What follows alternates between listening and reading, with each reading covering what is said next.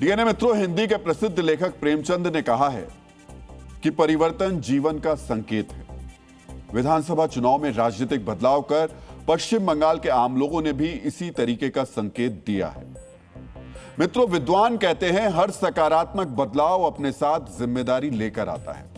उम्मीद से भरे बंगाल के लोगों ने जिम्मेदारी बीजेपी को दी है, जिम्मेदारी आशाओं को पूरा करने की है, जिम्मेदारी बंगाल को वहां ले जाने की है जिसका सपना पश्चिम बंगाल के आम लोगों ने देखा है। बीजेपी ने इस उम्मीद का चेहरा बनाया है शुवेंदु अधिकारी को। शुवेंदु अधिकारी पश्चिम बंगाल के अगले मुख्यमंत्री होंगे। आज हम विस्तार से विश्लेषण करेंगे कि पश्चिम बंगाल में शुवेंदु अधिकारी की सरकार के सामने क्या चुनौतियां हैं, सोनार बंगला के सपने को पूरा करने के लिए नई सरकार की क्या प्राथमिकता होगी। आज आपको जानना चाहिए कि बंगाल के लिए शुवेंदु अधिकारी का एक्शन प्लान क्या होगा। डीएनए मित्रों, बांग्ला कैलेंडर के मुताबिक कल 9 मई को गुरुदेव रविंद्रनाथ टैगोर की जयंती है। इसी मौके पर पश्चिम बंगाल में बीजेपी की पहली सरकार का शपथ ग्रहण समारोह होगा। सुबह 11 बजे कोलकाता के ब्रिगेड परेड ग्राउंड में होने वाले शपथ ग्रहण समारोह में पीएम मोदी, गृह मंत्री अमित शाह समेत एनडीए के कई दिग्गज नेता शामिल होंगे। आज बीजेपी विधायकों की बैठक में शुवेंदु अधिकारी को विधायक दल का नेता चुना गया। गृह मंत्री अमित शाह ऑब्जर्वर यानी पर्यवेक्षक के तौर पर बैठक में मौजूद थे। शुवेंदु अधिकारी को नेता चुने जाने की घोषणा उन्होंने ही की। लगभग 8 प्रस्ताव और समर्थन प्राप्त हुए हैं और सभी प्रस्ताव और समर्थन एक ही नाम के मिले हैं। उसके बाद दूसरे नाम के लिए भी सबको समय दिया गया, पर्याप्त समय दिया गया, मगर कोई दूसरा नाम नहीं आया है। इसलिए केंद्रीय पर्यवेक्षक के रूप में मैं श्री शुभेंदु अधिकारी जी को पश्चिम बंगाल विधानमंडल दल के नेता के रूप में निर्वाचित घोषित करता हूं। मित्रों, बंगाल में बदलाव का चेहरा बने शुवेंदु अधिकारी की एक छोटी सी पॉलिटिकल प्रोफाइल आपसे शेयर कर लेते हैं। कांग्रेस से राजनीति की शुरुआत करने वाले शुवेंदु 1995 में कांथी नगरपालिका के पार्षद बने थे। 1998 में उन्होंने टीएमसी ज्वाइन की थी। 2007 में लेफ्ट सरकार के खिलाफ टीएमसी के नंदीग्राम आंदोलन में पोस्टर बॉय थे। इसी आंदोलन ने लेफ्ट सरकार को कमजोर किया और बाद में ममता बनर्जी को सत्ता दिलाई। दिसंबर 2020 में वो बीजेपी में शामिल हुए। 2021 में ममता बनर्जी को नंदीग्राम से हराया और 2026 में ममता बनर्जी को भवानीपुर से भी हराया। यानी शुवेंदु अधिकारी की राजनीतिक यात्रा को अगर आप 3 उपलब्धियों और 3 तारीख के लिहाज से देखें तो 1995 में वो पार्षद बने, 2006 में पहली बार विधायक बने और अब 2026 में वो बंगाल के मुख्यमंत्री बनने जा रहे हैं। शपथ लेने से पहले अपनी सरकार की प्राथमिकताओं पर उन्होंने क्या कहा, अब ये भी सुन लीजिए। हम अपने संकल्प पत्र के हर संकल्प को समय से पूरा करेंगे। हमारी सरकार स्वामी विवेकानंद के मंत्र चरैवेति चरैवेति को मानते हुए लगातार काम करेगी। जितनी मां बहनों के ऊपर अत्याचार हुए हैं उसकी जांच के लिए कमीशन का गठन होगा। माननीय अमित शाह जी ने घोषणा की थी कि पश्चिम बंगाल में भ्रष्टाचार के खिलाफ रिटायर्ड जज के नेतृत्व में कमीशन की स्थापना होगी। मित्रों, शुवेंदु अधिकारी पर एक और जरूरी जानकारी हम आपसे साझा करते हैं। बेशक शुवेंदु 2020 में बीजेपी में शामिल हुए, लेकिन राष्ट्रवाद से उनका वैचारिक जुड़ाव पुराना है। 1988-89 में वो पूर्व मेदिनीपुर के कांथी में आरएसएस की शाखा में जाते थे। वो आरएसएस की जिस शाखा में जाते थे उसका संचालन प्रोफेसर नलनीकांत करते थे। सुनिए कांथी क्षेत्र में आरएसएस से जुड़े स्वयंसेवक शुवेंदु के संघ से जुड़ाव पर क्या कह रहे हैं। आरएसएस का स्वयंसेवक थे। इन चाइल्डहुड ही regularly going to shakha of contact. कितने साल तक किया? आज तक 20-25 साल लगे।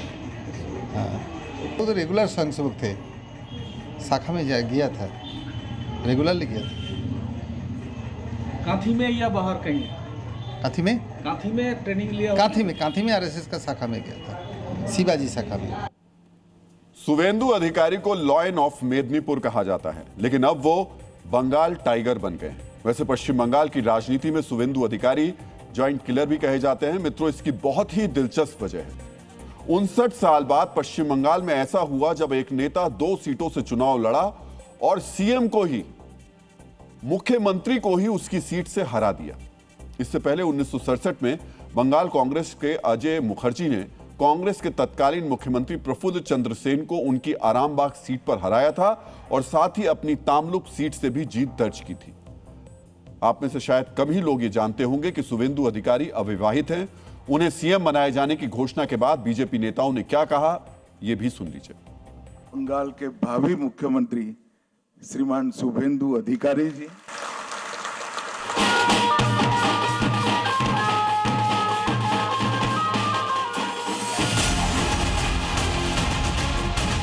बंगाल में नया अध्याय शुरू हो रहा है। सब अनुभव है, एडमिनिस्ट्रेशन का अनुभव है, पॉलिटिकल अनुभव है और जमीन से उठे हुए नेता हैं। बंगाल की जनता जिसके साथ परिवर्तन में चले, बंगाल की जनता जिसको हीरो माने, वही शुभेंदु अधिकारी। बंगाल में शुभेंदु बाबू जैसा एक्सपीरियंस, क्योंकि उन्होंने मिनिस्ट्री में थे, एक्सपीरियंस, एनर्जी एंड एग्रेशन, ये तीनों चीज़ का बिना बंगाल वापस नहीं आ पाएगा इतना जल्दी। तो he is the best choice. इससे इसका कोई सेकंड थर्ड फोर्थ कोई ऑप्शन हो ही नहीं सकता। ये स्टेट को ममता बनर्जी स्कैम सर का हटा लिया शुभेंदु अधिकारी का लीडरशिप को। शुभेंदु अधिकारी मेरा सीएम बना। मित्रों, कल पश्चिम बंगाल और बीजेपी दोनों के लिए ऐतिहासिक दिन है, क्योंकि कल सुबह 11 बजे शुवेंदु अधिकारी सीएम पद की शपथ लेंगे। बंगाल में पहली बार बीजेपी सरकार के शपथ ग्रहण की तैयारी किस तरह की जा रही है, आगे बढ़ने से पहले हम आपको दिखा देते हैं। कोलकाता के ब्रिगेड परेड ग्राउंड में शपथ ग्रहण होना है। इसके लिए परेड ग्राउंड को सजाया जा रहा है। यहां 2 बड़े बड़े डोम बनाए गए हैं। शपथ ग्रहण समारोह में 15,000 से ज्यादा लोगों के बैठने की व्यवस्था की जा रही है। ब्रिगेड परेड ग्राउंड को सजाने के लिए 10 क्विंटल से ज्यादा फूल मंगाए गए हैं। पूरे कार्यक्रम स्थल को सफेद, भगवा और पीले रंग के फूलों से सजाया जाएगा। समारोह के दौरान 5 किलोमीटर के एरिया को नो फ्लाइंग जोन बनाया गया है। पूरे ग्राउंड की 5 लेयर सुरक्षा होगी। इसमें एसपीजी, बीएसएफ, सीआईएसएफ, सीआरपीएफ और कोलकाता पुलिस तैनात रहेगी। पैरामिलिट्री फोर्स और पुलिस को मिलाकर तकरीबन 8,000 जवानों की तैनाती रहेगी। कोलकाता के ब्रिगेड परेड ग्राउंड से हमारे संवाददाता प्रमोद शर्मा की यह रिपोर्ट आपको ध्यान से देखनी चाहिए। बंगाल में कल एक नए अध्याय की शुरुआत हो रही है। ये कोलकाता का ब्रिगेड ग्राउंड है और यहाँ पर कल शुभेंदु अधिकारी की ताजपोशी होगी। भगवा कलर के कपड़े लगाए गए हैं, भगवा कलर के झंडे लगाने की तैयारी है और चौतरफा जो बीजेपी का फ्लैग है उस कलर से इस पूरे एरिया को सजाया जा रहा है। यहाँ पर हरे रंग से पूरी तरीके से दूरी बीजेपी ने बनाई है। जो सजावट की गई है वो सफेद कलर और भगवा यानी ऐसे सैफ्रॉन कलर से पूरी सजावट की गई है। येलो कलर के और दूसरे ये भगवा कलर के, ये देखेंगे जहां तक नजर पसारेंगे वहां तक आपको ये 3 कलर है, व्हाइट कलर, दूसरा गेरुआ कलर और तीसरा येलो कलर के। अमेरिका के राष्ट्रपति रहे थियोडोर रूजवेल्ट ने कहा है कि महान शक्ति के साथ महान जिम्मेदारी भी आती है। शुवेंदु अधिकारी को पश्चिम बंगाल के सीएम के तौर पर बड़ी शक्ति मिलेगी, लेकिन जिम्मेदारी भी बड़ी है। जिम्मेदारी है पश्चिम बंगाल की उन जन आकांक्षाओं को पूरा करने की जिसके लिए 15 साल बाद बड़ा राजनीतिक बदलाव हुआ है। मित्रों, बंगाल के आम आदमी की उम्मीद और शुवेंदु अधिकारी की चुनौतियों को बहुत सरल तरीके से समझने के लिए हमने इसे 2 हिस्सों में बांटा है। बतौर सीएम शुवेंदु अधिकारी के सामने पहली चुनौती होगी कानून व्यवस्था को पटरी पर लाना। दूसरी बड़ी चुनौती है पश्चिम बंगाल की अर्थव्यवस्था को आगे ले जाना। कानून व्यवस्था शुवेंदु अधिकारी के लिए इसलिए भी पहली प्राथमिकता होगी क्योंकि उनके पीए चंद्रनाथ रथ की हत्या हुई। मित्रों, ये एक व्यक्ति की हत्या नहीं, ये नई सरकार के लिए बड़ी चुनौती है। ये कितनी बड़ी चुनौती है और पश्चिम बंगाल में कानून व्यवस्था में सुधार बड़ा मुद्दा क्यों है, इसे कुछ आंकड़ों के जरिए समझ लेते हैं। मित्रों, नेशनल क्राइम रिकॉर्ड ब्यूरो के 2023 के आंकड़े बताते हैं कि महिलाओं के खिलाफ अपराध के मामले में पश्चिम बंगाल 4थे नंबर पर है। एक साल में पश्चिम बंगाल में 34,691 केस दर्ज हुए। समझिए, हर घंटे बंगाल में महिलाओं के खिलाफ अपराध के 4 केस रिपोर्ट किए गए। जानते हैं, इनमें से 1100 केस रेप के थे। इनमें 27 केस नाबालिग लड़कियों से जुड़े हुए थे। ये वो केस हैं जो रिपोर्ट किए गए। आधी आबादी के खिलाफ होने वाले अपराध को रोकना नई सरकार की सबसे बड़ी चुनौती होगी। मित्रों, पश्चिम बंगाल विदेशी अपराधियों से जुड़े अपराध में नंबर 1 है। 2023 में विदेशी नागरिकों ने पश्चिम बंगाल में 1021 अपराध किए। बंगाल में अपराध करने वालों में सबसे ऊपर बांग्लादेशी घुसपैठिए हैं। इसे कंट्रोल करना भी बड़ी चुनौती है। विदेशी नागरिकों के अपराध का एक सिरा घुसपैठ से भी जुड़ता है। बांग्लादेश बॉर्डर से अवैध घुसपैठ चुनाव में भी बड़ा मुद्दा रहा। बांग्लादेशी घुसपैठिए सिर्फ कानून व्यवस्था के लिए ही नहीं, बंगाल के आर्थिक संसाधनों के खिलाफ भी खतरा है। इसलिए अवैध घुसपैठ को रोकना शुवेंदु अधिकारी की प्राथमिकता सूची में सबसे ऊपर होगा। अपराधियों और उनके सरपरस्त नेताओं के सिंडिकेट को तोड़ना भी बंगाल के नए अधिकारी के लिए चैलेंज है। मित्रों, यह वही सिंडिकेट है जो चुनाव परिणाम के बाद पश्चिम बंगाल में हिंसा कर रहा है। यह हिंसा पश्चिम बंगाल की राजनीतिक संस्कृति बन गई है। इसे समूल नष्ट करना बड़ी चुनौती होगी। मित्रों, आर्थिक प्रगति यानी विकास की पहली शर्त है लॉ एंड ऑर्डर का सही होना। कानून व्यवस्था की बदहाली से नाराज लोगों के आक्रोश ने ही पश्चिम बंगाल में बीजेपी की पहली सरकार बनवाई है। बीजेपी नेता भी इस तथ्य से अच्छी तरह परिचित हैं। सुनिए बीजेपी नेता कानून व्यवस्था पर नई सरकार की प्राथमिकता की व्याख्या किन शब्दों में कर रहे हैं। देखिए, हमारा स्वराष्ट्र मंत्री अमित शाह महाशय ने एक बात कहा था कि उल्टा करके लटका देंगे। उल्टा करके लटका देंगे। किसको? जो ये हमला हिंसा के जो जिम्मेदारी लेके रखा है, कल सरकार बनने के बाद इनका हिसाब किताब हम लोग पूरा करेंगे। कल से दंगाइयों का, गुंडों का हिसाब एकदम उनका जो हिसाब किताब है अभी वो उनको पूरा करना है और वो काम में सरकार लगा रहेगी। मित्रों, गुरुदेव रविंद्रनाथ टैगोर ने कहा है कि जहां मन भय से मुक्त हो और मस्तक ऊंचा हो, वहीं सच्चा विकास संभव है। भयमुक्त मन यानी बेहतर कानून व्यवस्था, ऊंचा मस्तक यानी आत्मसम्मान होना, ये होगा तभी सच्चा विकास संभव होगा। इस सच्चे विकास के लिए आर्थिक तरक्की भी बहुत जरूरी है। बंगाल में आर्थिक तरक्की वाला यह तत्व गायब है। शुवेंदु अधिकारी की सरकार के सामने दूसरी बड़ी चुनौती अर्थव्यवस्था के मोर्चे पर बंगाल की सेहत को सुधारना होगा। यह बड़ा मुद्दा है। मुद्दा बड़ा क्यों है, इसे समझने के लिए कुछ आंकड़ों को समझना होगा। तो सबसे पहले समझते हैं कि आर्थिक मोर्चे पर शुवेंदु अधिकारी को विरासत में कैसा बंगाल मिला है। मित्रों, 2025-26 में पश्चिम बंगाल की अर्थव्यवस्था करीब 20.5 लाख करोड़ रुपए की है। पश्चिम बंगाल में प्रति व्यक्ति आय 2,29,184 रुपए है। प्रति व्यक्ति आय के मामले में पश्चिम बंगाल देश में राज्यों की लिस्ट में 21वें नंबर पर है। 21वें नंबर पर। सोचिए, आबादी के लिहाज से बंगाल देश का चौथा सबसे बड़ा राज्य है और क्षेत्रफल में 13वां सबसे बड़ा राज्य है। लेकिन प्रति व्यक्ति आय की बात जब आती है तो बंगाल गिरकर 21वें नंबर पर चला जाता है। 2026-27 के अनुमान के अनुसार बंगाल का बजट घाटा 74,532 करोड़ है। जानते हैं यह रकम कितनी बड़ी है? इतनी बड़ी है कि पश्चिम बंगाल की कुल अर्थव्यवस्था का 34% कर्ज में है। 34%। समझिए, अगर एक साल से पश्चिम बंगाल 100 रुपए कमाता है एक साल में, तो उसमें से 34 रुपए कर्ज के हैं। इसे और सरल तरीके से समझें तो पश्चिम बंगाल के हर नागरिक पर करीब 75,000 रुपए का कर्ज है। पश्चिम बंगाल की आर्थिक बदहाली एक दिन में नहीं हुई। पहले लेफ्ट और उसके बाद टीएमसी की सरकार में जो हालात रहे, उससे पश्चिम बंगाल आर्थिक बदहाली के गड्ढे में गिरता गया। मित्रों, समझिए, 1960-1961 में पश्चिम बंगाल प्रति व्यक्ति आय में देश में 3रे नंबर पर था। सोचिए, आज 21वें नंबर पर है। 2023-24 में तो ओडिशा और असम जैसे राज्य पश्चिम बंगाल से आगे निकल गए थे। राष्ट्रीय जीडीपी में बंगाल की हिस्सेदारी 1990-91 के दौरान 6.8% थी। 2021-22 में यह घटकर 5.8% रह गई। इसकी वजह थी पश्चिम बंगाल में उद्योग धंधों का बंद होना और नया निवेश नहीं होना। सिंगूर और नंदीग्राम में हुए आंदोलन के बाद पश्चिम बंगाल में कोई बड़ा निवेश नहीं हुआ, उद्योग नहीं लगे। टीएमसी के शासन में 2025 तक पश्चिम बंगाल से 6,688 कंपनियां निकल गईं। इनमें 448 लिस्टेड कंपनियां शामिल हैं। कई हजार छोटे बड़े उद्योग भी बंद हुए। एफडीआई और घरेलू निवेश के मामले में पश्चिम बंगाल कभी टॉप 5 प्रदेशों में नहीं रहा। हमेशा पश्चिम बंगाल 9 से 14वें नंबर के बीच रहा। 2024 की रैंकिंग के मुताबिक ईज ऑफ डूइंग बिजनेस में पश्चिम बंगाल 11वें नंबर पर था। समझिए, कुल मिलाकर खराब कानून व्यवस्था, भ्रष्टाचार और दूसरी अड़चनों के कारण पश्चिम बंगाल निवेशकों के लिए नो गो जोन बन गया।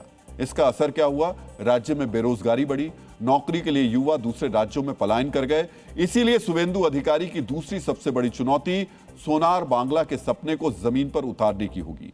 इसलिए आज बीजेपी विधायक दल की बैठक के बाद गृह मंत्री अमित शाह ने नई सरकार की प्राथमिकता का जिक्र करते हुए सोनार बांग्ला की बात भी की। आधुनिक खेती बंगाल तक पहुंची ही नहीं है, इंडस्ट्रीज बंगाल से भाग गई है, इंफ्रास्ट्रक्चर डेवलप करने का विजन ही नहीं है और महिला सुरक्षा और नागरिक सुरक्षा पाताल तक नीचे पहुंच गई है। ये सारे मुद्दे भारतीय जनता पार्टी ने अपने संकल्प पत्र के अंदर लिए हैं और मुझे विश्वास है कि भाजपा सरकार दिन दूनी रात चौगुनी बंगाल को प्रगति की दिशा में ले जाएगी। जो सोनार बांग्ला का संकल्प और स्वप्न देखा है, हम सबकी जिम्मेदारी है कि हम सोनार बांग्ला को जमीन पर उतारने के लिए अपना सबसे अच्छा परफॉर्मेंस बंगाल की जनता को दें। मित्रों, चीन के प्रसिद्ध विद्वान कन्फ्यूशियस ने कहा है कि जो व्यक्ति पर्वत हटाना चाहता है वो छोटे पत्थरों को हटाने से शुरुआत करता है। शुवेंदु अधिकारी को बंगाल में अव्यवस्था के पहाड़ को हटाने के लिए कानून व्यवस्था और आर्थिक बदहाली के छोटे छोटे पत्थरों को पहले हटाना होगा। मित्रों, ये सिर्फ शुरुआत होगी, क्योंकि इसके साथ ही नई सरकार को बीजेपी के संकल्प पत्र में शामिल बड़े वायदों को भी पूरा करना होगा। वादों की लिस्ट बहुत लंबी है, हम आपको बीजेपी के कुछ वादों की जानकारी दे देते हैं। इन वादों में 6 महीने में 7वां वेतन आयोग बनाना, 6 महीने में यूसीसी को लागू करना, हर बेरोजगार युवा को नौकरी मिलने तक प्रति महीने 3,000 रुपए की मदद करना, महिलाओं के लिए 3,000 रुपए की आर्थिक सहायता देना, महिला सुरक्षा के लिए विशेष पुलिस यूनिट दुर्गा रक्षा स्क्वाड बनाना, सत्ता संभालने के 45 दिनों के भीतर सीमा पर फेंसिंग की भूमि सुरक्षित करना और घुसपैठ रोकना शामिल है। ये वो वादे हैं जो शुवेंदु अधिकारी के एक्शन प्लान और प्राथमिकता सूची में सबसे ऊपर होंगे। इन वादों पर भरोसा करके ही पश्चिम बंगाल के आम लोगों ने बीजेपी की सरकार बनवाई है। असम में हमारी सरकार है और बंगाल में भी अब हमारी सरकार बनी है। घुसपैठ असंभव होने वाली है, गौ तस्करी असंभव होने वाली है और दृढ़ता के साथ बंगाल सरकार और भारत सरकार इस सीमा को राष्ट्र की सुरक्षा के अभेद किले के अंदर परिवर्तित कर लेगी। मित्रों, आचार्य चाणक्य ने कहा है कि व्यक्ति अपने कार्यों से महान बनता है, जन्म से नहीं। पश्चिम बंगाल के नए अधिकारी के लिए अपने कार्य से महान बनने का अवसर है। यह अवसर टीएमसी के पास भी था, लेकिन इतिहास के महानता वाले पन्ने में अपना नाम लिखवाने से चूक गई टीएमसी अब बगावत से जूझ रही है। 15 साल तक सत्ता सुख भोगने के बाद जब हार हुई तो टीएमसी के नेताओं को पार्टी में गड़बड़ी दिखाई देने लगी। चुनाव में करारी हार के बाद पार्टी विरोधी टिप्पणी करने वाले 5 प्रवक्ताओं को टीएमसी ने कारण बताओ नोटिस जारी किया है। नोटिस में 24 घंटे में जवाब मांगा गया है। जिन प्रवक्ताओं से सफाई मांगी गई है उनमें रिजू दत्ता, कृष्णेंदु चौधरी, कोहिनूर मजूमदार, पापिया घोष और कार्तिक घोष शामिल हैं। सोचिए, जो प्रवक्ता पार्टी की नीतियों को मीडिया में रखते थे वो अब पार्टी की नीतियों पर सवाल उठा रहे हैं। सिर्फ प्रवक्ता ही सवाल नहीं उठा रहे हैं, टीएमसी से विधायक रहे पूर्व क्रिकेटर मनोज तिवारी ने टिकट के लिए पैसे मांगने का आरोप लगाया है। पूर्व मंत्री कृष्णेंद्र नारायण चौधरी ने हार के लिए सीधे अभिषेक बनर्जी को जिम्मेदार ठहराया है। कोलकाता के डिप्टी मेयर रहे अतिन घोष ने भी हार के लिए अभिषेक बनर्जी को ही जिम्मेदार ठहराया है। मित्रों, समझिए, हार के बाद अब टीएमसी में असंतोष बढ़ रहा है। अमेरिका के पूर्व राष्ट्रपति जॉन एफ कैनेडी ने कहा है कि सफलता के कई पिता होते हैं, लेकिन असफलता अनाथ होती है। विधानसभा चुनाव में हार के बाद तृणमूल कांग्रेस में भी यही हो रहा है। जो नेता कल तक टीएमसी को मजबूत करने की शपथ लेते थे, आज अपने बयानों से पार्टी पर चोट कर रहे हैं। मित्रों, यही राजनीति का रंग है जो एक हार और एक जीत से बदल जाता है।